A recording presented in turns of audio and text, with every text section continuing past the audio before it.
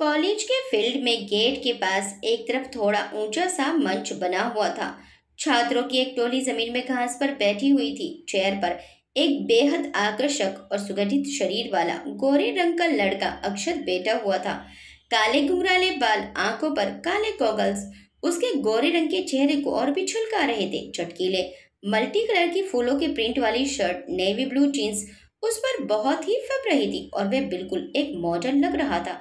एक भीड़ दर्शक छात्रों की थी। न्यू एडमिशन्स की रैगिंग चल रही थी। न्यू तो इस पर प्रतिबंध है, लेकिन छात्र नेता के दबदबे से कोई भी छात्र उसकी शिकायत नहीं कर सकता है। जब तक कोई छात्र शिकायत नहीं करता है, तब तक प्रोफेसर भी आंखें लपेट जाते हैं और इसी प्रकार प्रोग्राम धीरे धीरे आगे खिसकता हुआ चलता रहता है। एक छात्र मचान कहो या मंच पर चढ़ा हुआ कुछ जानवरों की आवाज की मिमिक्री कर रहा था। जिस छात्र की रैगिंग हो जाती थी, वह भी भार मुक्त होकर इंजॉय करने वालों की टोली में शामिल हो जाता था। छात्रों में कुछ भय व्याप्त था। पता नहीं हमें क्या बनने के लिए कह दिया जाएगा। कोई मुर्गा बनाया गया तो, किसी लड़के से किसी लड़की को प्रपोज करने को कहा गया तो, गुस्सा, भय, मजाक, हर्ष का माहौल था। कोई मुंह फुलाया हुआ था, कोई गुस्से से उबल रहा था, कोई हंस रहा था। अब एक लड़की का नंबर आया। जीन्स, काली जैकेट में गोरी खूबसूरत लड़की थी। कंधे तक कटे स्ट्रेट बाल, आंखों पर काले गोगल्स और हाई पेंसिल हील के सैंडल पहने वे बड़ी स्टाइल से चलती हुई आई। बोलिए क्या करना है? इतना सीधा और निर्भीक सवाल। अक्षत एक पल को हड़बड़ा सा गया। उसने सोचा था लड़की शर्माएगी, इतने लोगों के सामने घबराएगी, मिन्नतें करेगी। तुरंत संभल कर बोला, डांस, आप डांस करेंगी? ओके। अपनी जैकेट उतार कर उसने अक्षत की कुर्सी के हत्थे पर टांगी और अपने आप मचान पर चढ़ गई। बड़ी उमंग से, बेबाकी से उसने इतने सारे लोगों की उपस्थिति को उपेक्षित कर अपने में ही मस्त मगन होकर गाना लगवा कर डांस करना शुरू कर दिया। मैंने पायल है छनकाई, अब तो आजा तू हर जाई। एक बार की तो सभी छात्र छात्राएं अपनी रैगिंग को भूलकर उसके साथ ही झूम उठे। गाना बंद होते ही और डांस के खत्म होते ही उनकी तंद्रा टूट गई और ताली बजाकर वंस मोर चिल्ला उठे। ओए, उसकी सुरीली आवाज गूंजी। ये कोई मैं परफॉर्मेंस नहीं कर रही हूँ, रैगिंग हो रही है मेरी, रैगिंग। आप लोग वंस मोर कर रहे हैं। जीना है तो ऐसे जियो कि गम भी टूट कर खुशी बन जाए। जिंदगी के हर पल को हंसते हुए जियो, हौसले से जियो, चाहे वे दुख हो या सुख का। और वह अपनी जिंदगी की फिलॉसफी झाड़ती हुई मचान से उतरी और सीधे अपनी जैकेट लेने के लिए अक्षत की कुर्सी के पास गई। अक्षत की कुर्सी के पास खड़े होकर एक पल के लिए उसने अक्षत की आंखों में देखा और फिर वह वहां नहीं रुकी।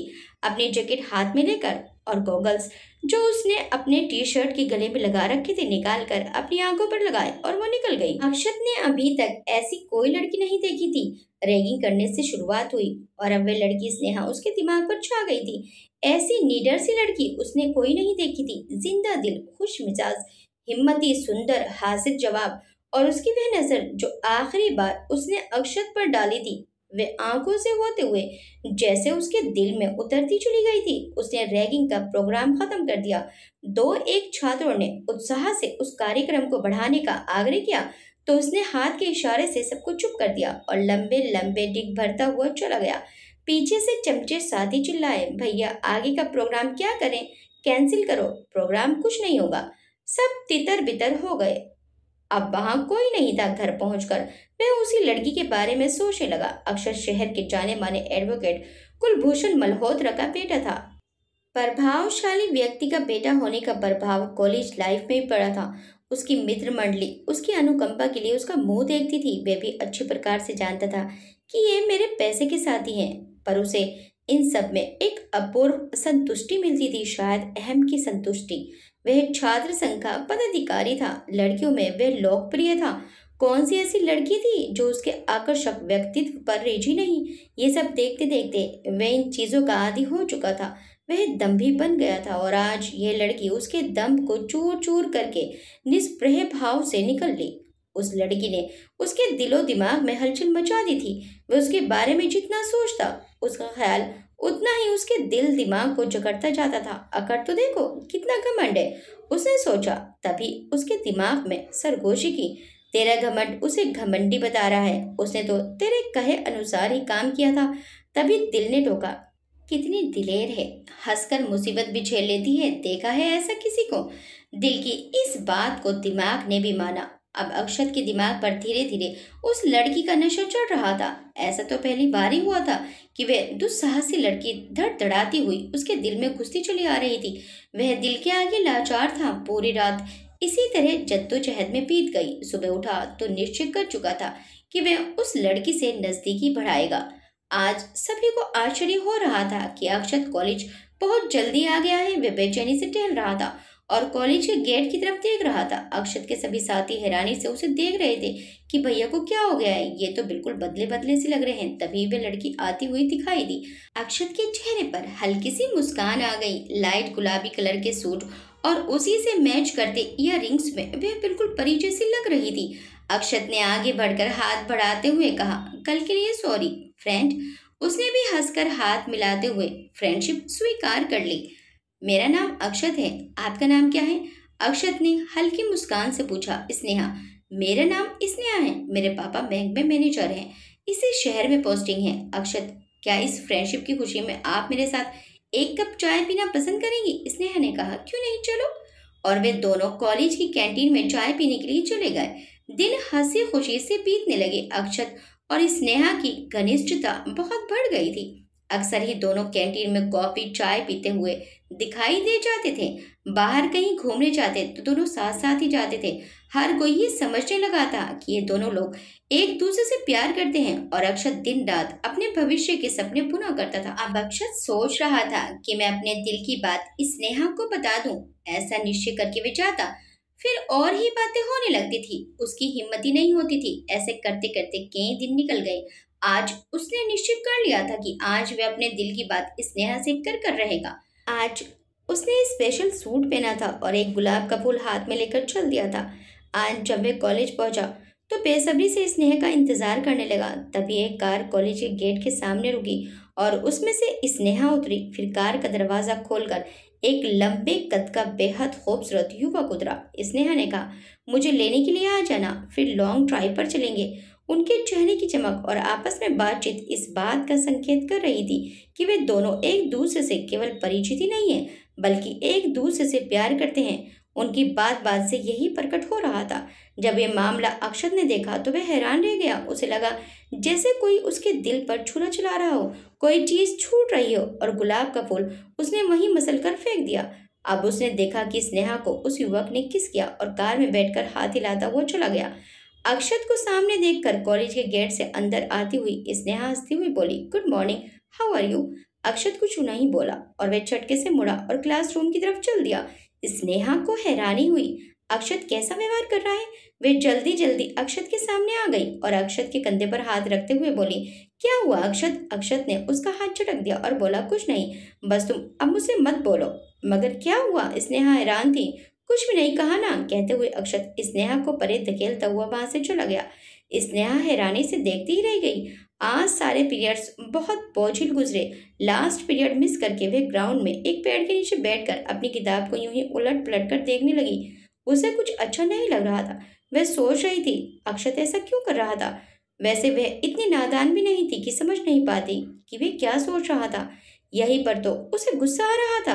वह सोच रही थी कि मैंने ऐसा कुछ कहा ही नहीं था, कभी ऐसा जाहिर नहीं किया कि मैं भी ऐसी फीलिंग रखती हूँ, या मैंने उसे कभी आकर्षित करने की भी कोशिश नहीं की, इसलिए फिर मेरा क्या कसूर है? अब उसे मन ही मन झुंझलाहट भी हो रही थी कि क्या एक लड़का और लड़की दोस्त नहीं हो सकते? क्यों दोस्ती के थोड़े दिनों के बाद ही प्यार की फीलिंग का डंगा लग जाता है? वह तो ऐसी ही है, जो मन में होता है वही बाहर होता है। जैसा सोचती है वैसे ही व्यवहार करती है। उसका एक सही व्यवहार है। बहुत दूर से अक्षत उसी की ओर देख रहा था और बड़ी गहराई से सोच रहा था। ये जो आज देखा है कि स्नेहा किसी और से प्यार करती है और मैं उससे नाराज हूँ, तो उसमें उसका क्या कसूर है? उसने तो कभी ऐसा जाहिर नहीं किया। मैं ही अपने मन में प्यार पाले बैठा था। मैं उस पर अपना प्यार कैसे थोप सकता हूँ? पर मैं क्या करूँ? मैं तो उसके बिना अपनी कल्पना ही नहीं कर पाता। ओह स्नेहा, मैं तुमसे कितना प्यार करता हूँ। तुमने तो कभी ऐसा नहीं किया। मैं अपने मन की मन में लिए बैठा था। मैं प्यार करता हूँ, पर मैं क्या करूँ? मुझे तो उससे बहुत ही प्यार हो गया। पर मैंने क्या जान के थोड़ी किया है, हो गया तो हो गया। उसे अपने पर आश्चर्य हो रहा था कि वह इस पहलू से सोच रहा है। वह तो कभी किसी के बारे में सोचता ही नहीं है। शायद प्यार इंसान को संवेदनशील बना देता है। उसे अपना संसार बहुत ही सुना सुना और लूटा लूटा सा लग रहा था। वह स्नेहा के सामने भी नहीं जाना चाहता था, क्योंकि उसके सामने पहुंचते ही वह अपने को फिर से अपनी रूमानी दुनिया में पहुंचने से नहीं रोक पाता था। लास्ट पीरियड छूट चुका था। स्नेहा बहुत ही दुखी थके कदमों से गेट की तरफ चल रही थी। वह थोड़ी ही देर खड़ी हो पाई थी कि वही सवेरे वाली कार आ गई। स्नेहा कार के आगे वाली सीट पर उस लड़के के साथ बैठकर चली गई। अक्षत ने बड़ी मुश्किल से अपने टूटे हुए दिल को संभाला और उसके हाथ से छूटा हुआ गुलाब उसी के पैरों से कुचल गया था। उसकी आंखों में आंसू भरे हुए थे, जिन्हें उसने रुमाल से पसीना पोंछने के बहाने पोंछ डाला था। स्नेहा अब तक चुप बैठी थी। कार सड़क पर दौड़ती जा रही थी। अब वह बोली, हमें अपने मम्मी पापा को बताए बिना शादी कर लेनी चाहिए, क्योंकि वे कभी नहीं मानेंगे। क्यों नहीं मानेंगे? अरुण ने कहा। स्नेहा, मेरा भाई आर्मी में था, वे शहीद हो गया। उन्होंने अपना बेटा खो दिया। तब से ही उन्हें आर्मी के नाम से डर लगता है। अगर मेरी शादी किसी फौजी से होती है तो उन्हें डर है कि अगर उसे कुछ हो गया तो मेरी जिंदगी तबाह हो जाएगी। एक्चुअली उनके मन में ऐसा डर बैठ गया है कि कुछ कहते नहीं बनता है। अरुण ने समझाते हुए कहा, थोड़ा धैर्य रखो, अगली बार मैं आऊंगा तो उन्हें मनाने का प्रयास करूंगा। अभी तो मेरी छुट्टी खत्म होने वाली है। स्नेहा, अरुण झील के किनारे बैठकर शांत सुर में नीरव एकांत में व्याप्त नैसर्गिक सुषमा में डूब गए थे। स्नेहा और अरुण दोनों ही अपने अपने विचारों में गुम, कहीं दूर खोए हुए थे। अरुण, स्नेहा विचलित स्वर में बोली, मुझे लगता है कि हम नहीं मिल पाएंगे। अरुण ने उसे अपने करीब लाते हुए पूछा, ऐसा क्यों लगता है तुम्हें? बस ऐसे ही, स्नेहा ने ठंडी सांस भरी। अरुण ने कहा, क्या तुम्हें मुझ पर भरोसा नहीं? स्नेहा ने जवाब दिया, भरोसा तो है, पर पल पल भर का तो पता नहीं। उसकी बात काटते हुए फिर मैं बोला, चलो यहाँ से थोड़ी दूर मंदिर है, वहीं चलकर शादी कर लेते हैं। स्नेहा चौंक पड़ी, इतनी जल्दी? अब क्या हुआ? अरुण ने पूछा। बादल घेरने लगे थे, उन्हें पता भी नहीं चला कि कब घटा टोप अंधेरा छा गया। ठंडी ठंडी हवा चली, फिर टप टपाटप बूंदों की बौछार आई। उठो स्नेहा, जल्दी से चलो, नहीं तो हम भीग जाएंगे। अरुण और स्नेहा वहां से चले, मगर अब पानी तेज हो गया था। कार तक आते आते वे दोनों बिल्कुल भीग चुके थे। एक पेड़ के नीचे दोनों खड़े हो गए थे। अब स्नेहा को ठंड लग रही थी। अरुण ने अपनी जैकेट उतार कर स्नेहा को पहना दी। दोनों कार में आकर बैठ गए थे। स्नेहा अरुण से और भी सटकर बैठ गई थी। ज्यादा नजदीकी बन गई। दूरियां सिमटते सिमटते अब खत्म हो गई और वे दोनों अपनी अपनी सीमाएं लांघ गए। होश आने पर दोनों ही सहम गए थे। बरसात भी थम चुकी थी और तूफान भी। अब शेष रह गया था तूफान के बाद होने वाली बर्बादी का मंजर, जो अभी स्नेहा को देखना था। और 2 दिन बाद अरुण चला गया था। सभी कुछ सामान्य चल रहा था, पर ऐसा लग रहा था कि कुछ घटना घटने वाली है, जिसका अंदेशा स्नेहा को पहले से ही लगने लगा था। अरुण को गए हुए 2 महीने गुजर चुके थे। आज उसका फोन ही नहीं मिल रहा था। कई बार ट्राई करने के बाद भी निराशा और झुंझलाहट ही हाथ आई थी।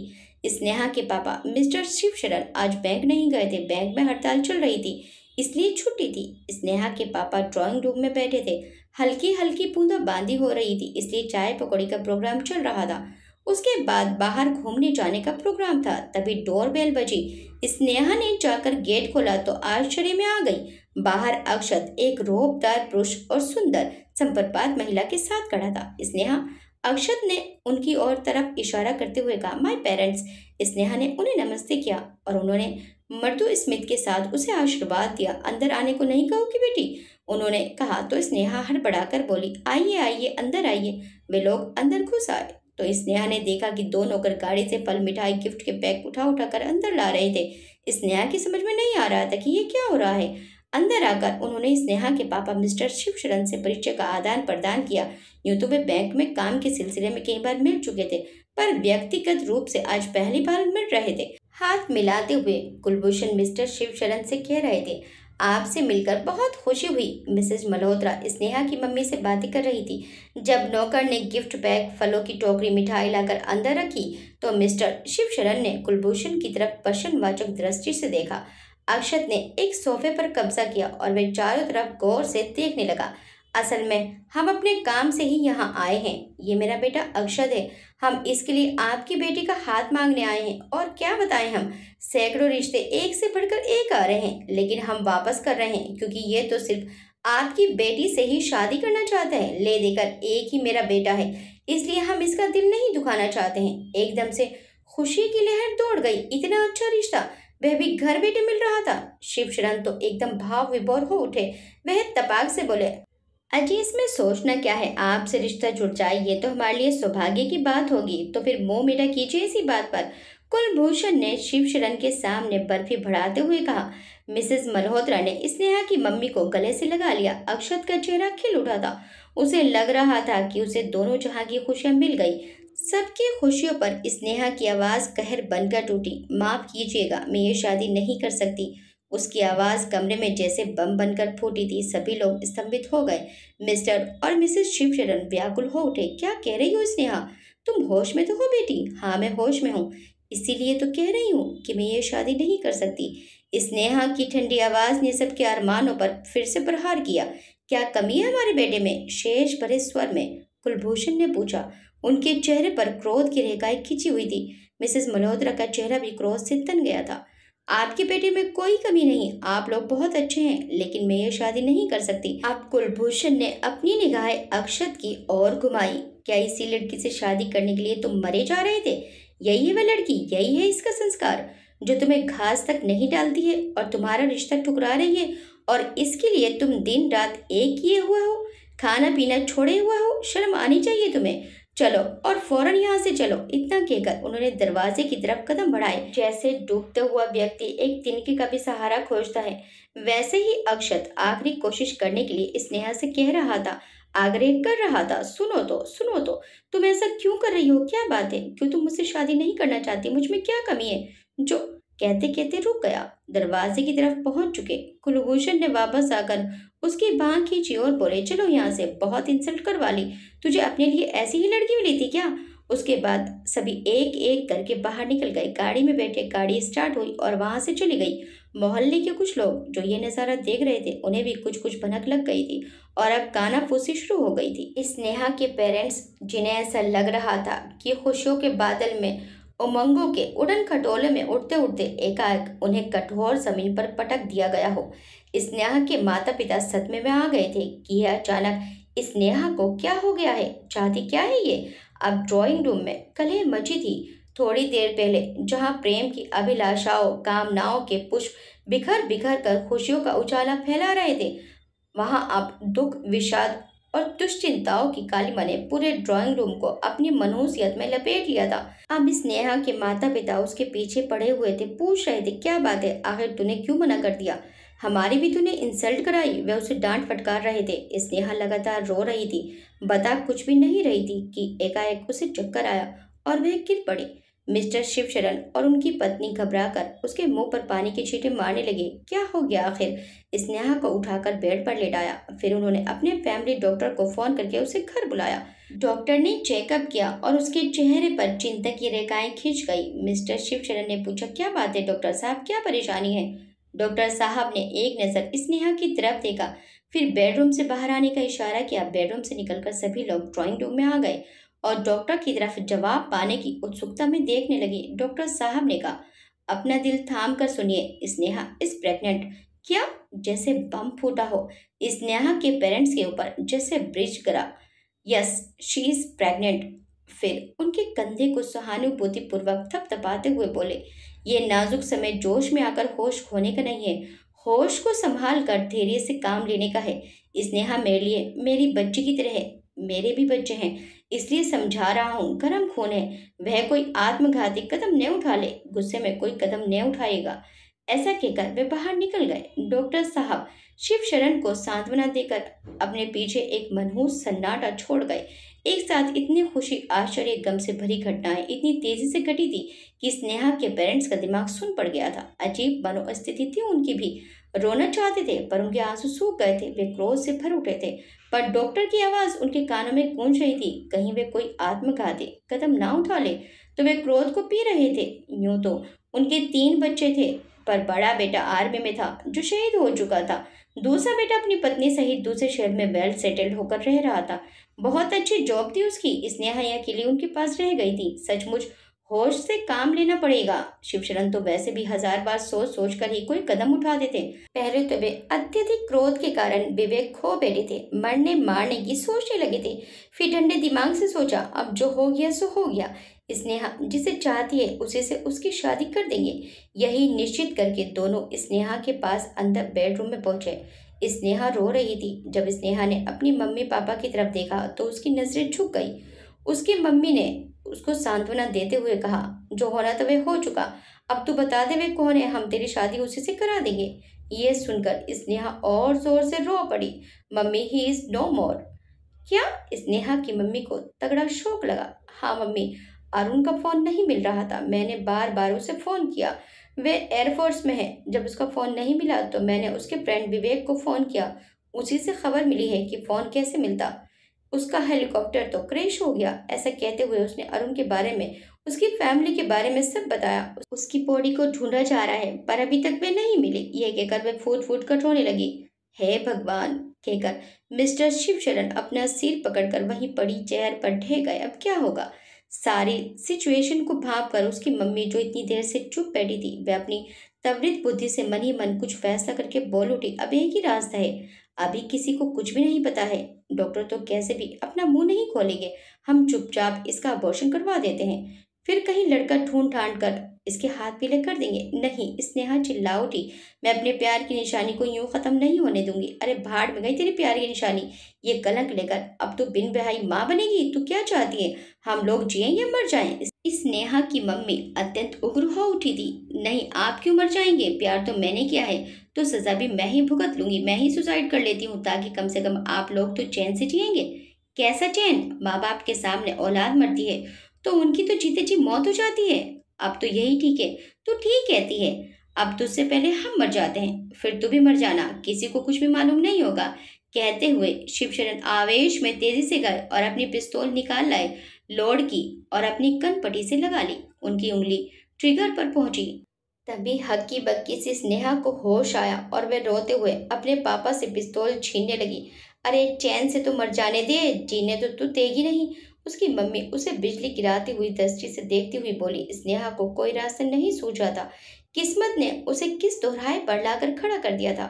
उसकी छोटी सी भूल उसके जीवन में इतना भयंकर तूफान लाएगी, ये उसने कब सोचा था। मैं अबॉर्शन के लिए तैयार हूँ, वह फूट फूट कर रोते हुए बोली। अच्छा ठीक है, फोन करो डॉक्टर को, अपॉइंटमेंट फिक्स करो। उसकी मम्मी को एक एक पल भारी गुजर रहा था।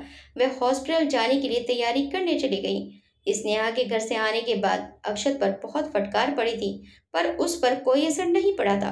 कॉलेज में कल कुछ प्रोग्राम के लिए वैभव से डिस्कस करना है, ये कहते हुए वे घर से निकला था। उसके कदम सप्ताह स्नेहा के घर की ओर मुड़ गए थे। वे अभी भी उससे बहुत कुछ कहना चाह रहा था। उसके घर का माहौल देखकर उसने महसूस किया था कि स्नेहा ने अपनी मम्मी पापा को अपने अफेयर के बारे में कुछ नहीं बताया है। वह उससे कहना चाह रहा था कि अगर तुम्हें मेरी मदद की जरूरत हो तो मैं तुम्हारी मदद करूंगा, कोई रिश्ता ना सही, हम आपस में फ्रेंड तो रह ही सकते हैं। ये कैसा पागलपन था। वह अभी भी उसी के बारे में सोच रहा था, कैसे भी स्नेहा से जुड़ा रहना चाहता था। उसे घर पर वह पहुंचा तो देखा दरवाजा तो पहले से ही खुला था। न जाने क्या सोचकर बिना नॉक किए ही वो अंदर चला गया। वहां कोई नहीं था। ड्राइंग रूम पार करके वह आगे बढ़ा तो उसने स्नेहा के रोने की आवाज सुनी। उसके बाद उसने अरुण के बारे में एक एक बात सुन ली, यहाँ तक कि हॉस्पिटल में जो स्नेहा की मम्मी ने अपॉइंटमेंट की डेट फिक्स की थी वह टाइम भी उसने सुन लिया था। स्नेहा की मम्मी के आने की आहट सुनते ही वह चुपचाप वहां से निकल गया। न जाने उसका मन कैसा हो रहा था। उसे स्नेहा के दुख के बारे में जानकर बहुत दुख हुआ। वह अजीब था। स्नेहा को हॉस्पिटल में सारे चेकअप करवाकर ऑपरेशन थिएटर में ले जाने के लिए नर्स आ गई थी। वहां ले जाने के लिए उसने स्नेहा को स्ट्रेचर पर लिटा दिया था। स्नेहा की आंखों से अनवरत अश्रुधारा बह रही थी। उसकी आंखें रो रो कर सूज गई थी। वह सोच रही थी कि काश कुछ ऐसा हो जाता कि उसे मौत आ जाती। उसकी आंखों के सामने अरुण का मुस्कुराता हुआ चेहरा उभर आया।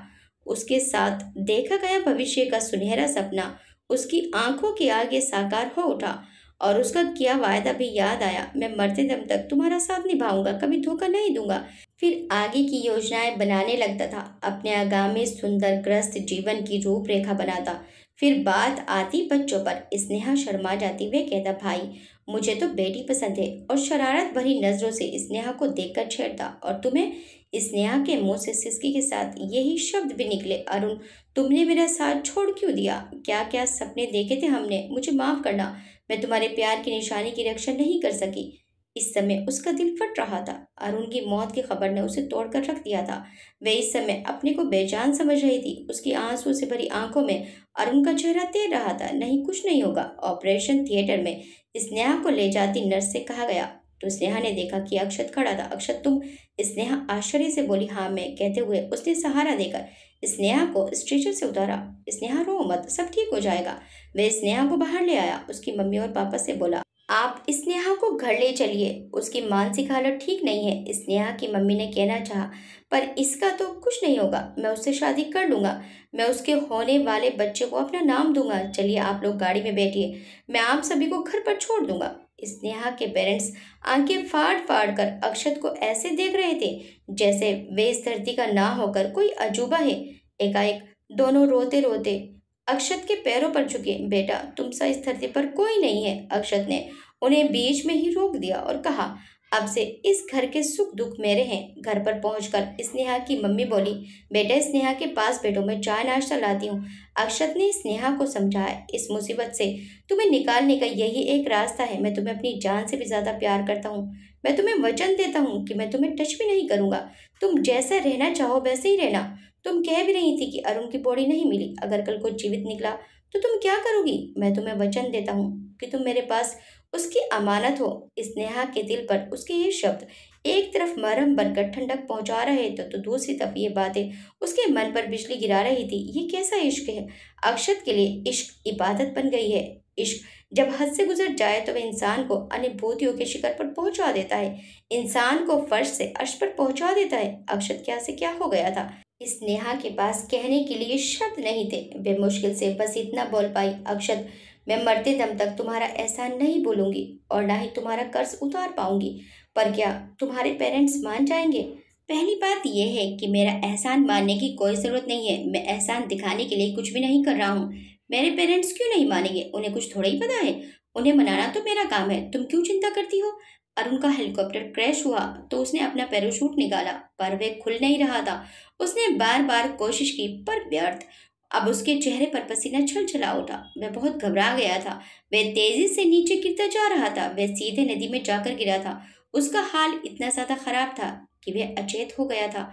जब उसे होश आया तो उसने अपने आप को एक झोपड़ी में पाया, नीम बेहोशी हालत में सबको बातें करते चलते फिरते देख रहा था। एक दिन और बीत गया। झोपड़ी के लोगों ने बताया कि हमने तुम्हें नदी से निकाला है, तुम डूब रहे थे।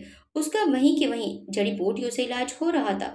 2-4 दिन में वे बिल्कुल ठीक हो गया था। उसके दिमाग में सारी घटनाएं भंवर की तरह चक्कर काटने लगी। वह सोच रहा था जो स्नेहा उससे दिन में 10-10 बार बात करती थी, एक एक दिन गिन गिन कर उसके आने का इंतजार कर रही थी। सब समय बीत गया था और अब जाने में एक ही दिन बाकी रह गया था।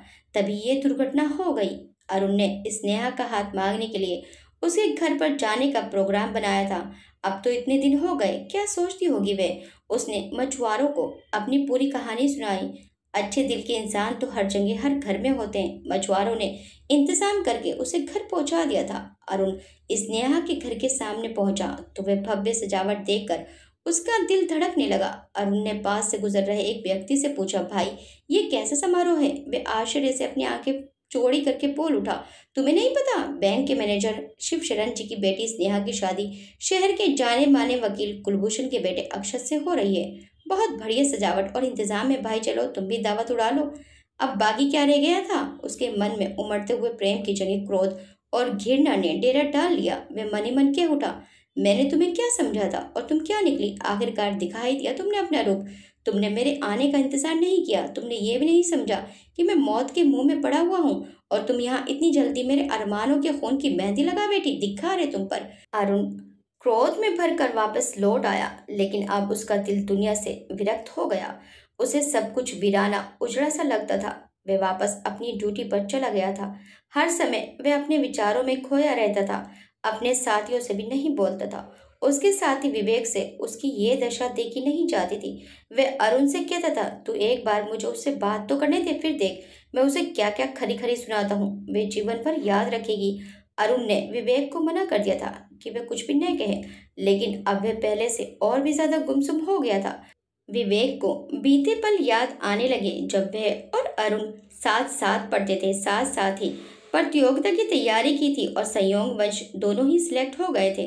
उनका हर समय का साथ था, सदा का हंसता खिलखिलाता अरुण अब हंसना भूल गया था। और अचानक एक दिन विवेक ने कहा, अरुण मैंने छुट्टी ले ली है, मैं गांव जा रहा हूँ। और जा धमका स्नेहा के घर। स्नेहा के घर पहुंचकर उसने जितनी भी भड़ास थी वह सब निकाल दी। उसके मम्मी पापा को खूब खरी खोटी सुनाई।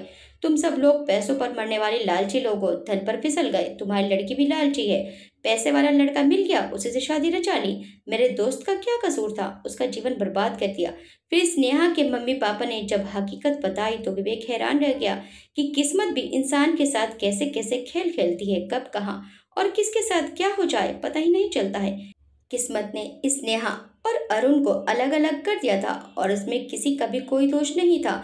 विवेक वहां से चुपचाप चला गया था। अब उसकी स्नेहा के प्रति सभी धारणाएं बदल गई थी और अब वह अरुण को समझाने की कोशिश करता रहता था। अरुण उसके बदले हुए व्यवहार पर आश्चर्यचकित था कि इस बीच में ऐसा क्या हो गया जो ये गांव से वापस आने के बाद अब स्नेहा के बारे में जरा सी भी बात बर्दाश्त नहीं कर सकता। ऐसे ही एक दिन जब उसने पता लगाने के लिए स्नेहा के बारे में उल्टा सीधा कहा तो विवेक से नहीं रहा गया। विवेक ने उसे शुरू से अंत तक की सारी स्टोरी सुना दी। अब पछताने की बारी अरुण की थी। एक शाम अरुण उदास बैठा हुआ था। उसकी तन्हाइयां उसे उन्हीं बीते हुए पलों में ले गई जब उनमें स्नेहा और वह बहक गए थे। उस दिन की तरह आज भी बारिश हो रही थी। उसे स्नेहा की आज इतनी याद आई थी कि वह फिर नहीं रुक सका। उसने स्नेहा को फोन किया। उधर से स्नेहा ने फोन उठाया था। हेलो। स्नेहा की आवाज सुनकर अरुण के मुंह से आवाज ही नहीं निकल सकी। वह स्नेहा कहकर रुक गया।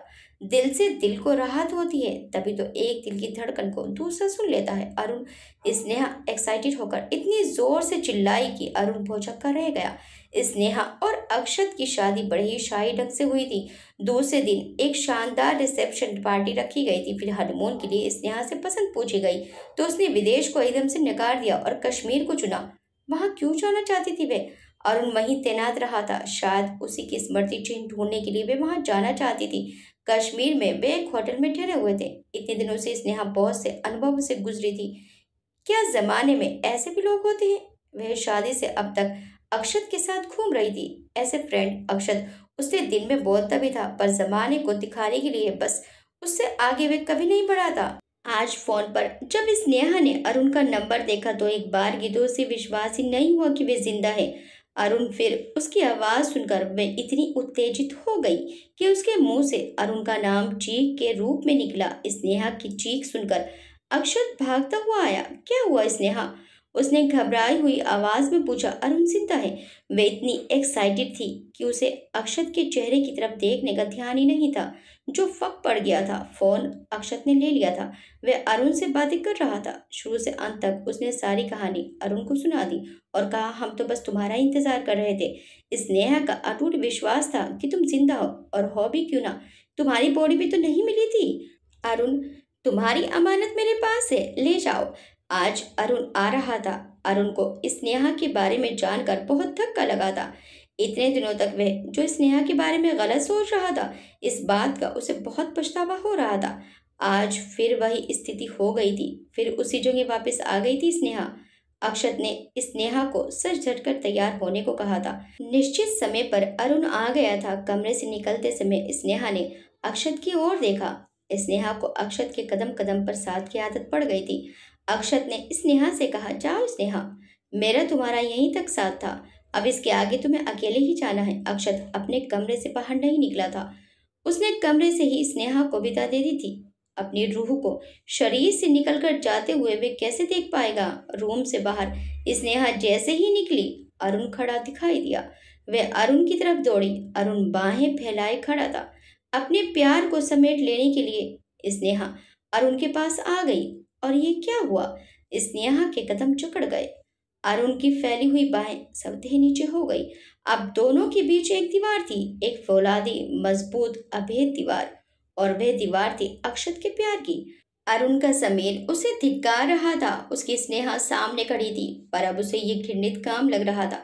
वे स्नेहा से बोला, स्नेहा, मुझसे 100 गुना ज्यादा प्यार तुमसे अक्षत करता है। मैंने तो फिर भी तुम पर अविश्वास किया, पर अक्षत ने हर हालत में तुम्हारा साथ दिया। वह नहीं होता तो तुम होती। मैं उसके सामने कुछ भी नहीं हूँ, कुछ भी नहीं। स्नेहा खड़ी थी। उसका दिल तो पहले से ही भरा हुआ था। उसे लग रहा था कि जैसे उसका सब कुछ छूट रहा है। वे जो कहना चाह रही थी वही अरुण कह रहा था। जानती हो स्नेहा, प्यार पाने का नहीं, खोने का नाम है। ये मैंने आज जाना है। और ये भी जाना है कि प्यार शरीर का नहीं बल्कि आत्माओं का होता है। मैं जीत कर भी हार गया हूँ और अक्षत हार कर भी जीत गया है। अक्षत के लिए तो एक से बढ़कर एक रिश्तों की लाइन लगी थी और मैंने तुमको चाहा था, लेकिन किस्मत ने तुम्हें मेरे लिए नहीं बल्कि अक्षत के लिए ही रचा था। अगर ऐसा नहीं है तो आगे बढ़ो और चलो मेरे साथ। स्नेहा जरा सी भी नहीं हिली। वे बिल्कुल चुप थी। आज उसके सामने शादी का मंगलसूत्र, समाज के सामने शादी, सास ससुर की मर्यादा विकराल रूप धारण करके उसका रास्ता रोके खड़ी थी। वह उसकी मर्यादा कैसे नष्ट कर दे जिसने उसके लिए अपना सर सब दांव पर लगा दिया। अरुण मुस्कुराया। अलविदा स्नेहा, मैं जा रहा हूँ। मैं अब तुमसे जीवन में कभी दोबारा नहीं मिलूंगा। फिर मुस्कुराते हुए बोला, मगर मैं फिर भी तुमको चाहूंगा। तुम हमेशा मेरे दिल में रहोगी। हमेशा खुश रहो। अरुण धीमे कदमों से बाहर निकल गया और छुपाकर अपने आंसू पोंछ लिए। स्नेहा के दिल में अब अक्षत का प्यार था। वे भागती हुई आई और अक्षत की बाहों में सिमटती हुई बोली, अक्षत, अक्षत आई लव यू। अक्षत मुस्कुराया, I love you too. Sneha, आज मैं जीत गया। मेरी एक ही मंजिल थी। अगर तुम कहीं भी कैसे भी होती, मैं तब भी तुमसे यही कहता, चाहे तुम मुझे चाहो या ना चाहो, मैं फिर भी तुमको चाहूंगा। सच ही कहा है, जोड़ियां ऊपर से ही बनकर आती हैं। आपको ये कहानी कैसी लगी हमें कमेंट करके जरूर बताइएगा। वीडियो अच्छी लगी तो वीडियो को लाइक शेयर सब्सक्राइब करना मत भूलिएगा। मिलते हैं नेक्स्ट टाइम में किसी कहानी के साथ। Till then bye bye.